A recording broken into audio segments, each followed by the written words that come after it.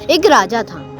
राजा के पास बहुत नामी गिनामी दौलत थी। उसने एक महल बनवाया।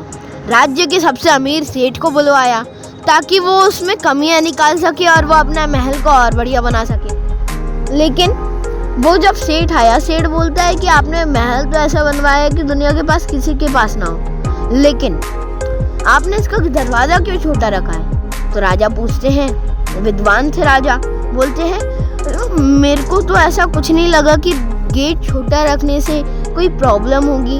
तो वो सेठ बोलता है, अगर आपका गेट छोटा है तो आप जब मरोगे तब आपकी अर्थी कैसे निकलेगी? तो वो आंख बबूला हो गया, बोलता है कि मेरी गृह प्रवेश होने वाला है और तुम अपना एक ऐसा काम बोल रहे हो जो मेरे मरने के बाद होता है। उसने अपने सिपाहियों को चुटकी बजाकर बुलाया और बोला, इसको अंदर डालो। सबसे पहले तो मेरे गृह प्रवेश के दिन ये मेरी अर्थी निकाल रहा है। फिर कुछ देर बाद उसकी पत्नी आई।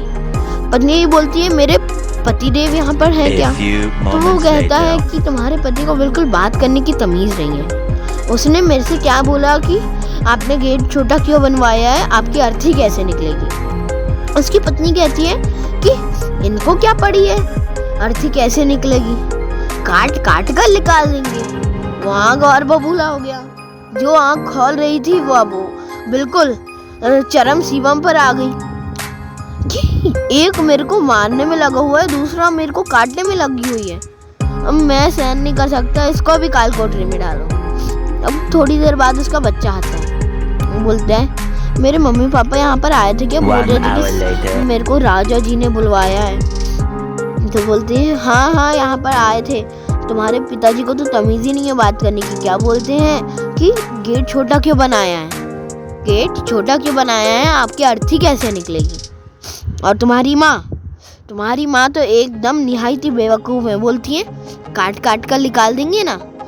तो बच्चा कहता है, मैं पता नहीं ऐसे बेवकूफ़ खानदान में कैसे जन्म ले लिया, इनको क्या पड़ी है काट काट कर निकालेंगे या फिर ऐसे कैसे निकालेंगे? राजा ने इतना बड़ा महल बनवाया है, अंदर ही जला देंगे। इस कहानी से हमें यहाँ सीखने को मिलता है कि जब तक आप लोगों की बात सुनते रहोगे तब तक आपको दुख होता रहेगा कि आपने ये काम क्यों करा, लेकिन जब तक कि आप दिल की बात नहीं सुनते हो आप कुछ नहीं कर पाओगे। लोगों का काम है कहना, वो तो कहते रहेंगे, आपको आगे बढ़ना है, नहीं तो आप वहीं पर रुककर थम जाओगे। धन्यवाद।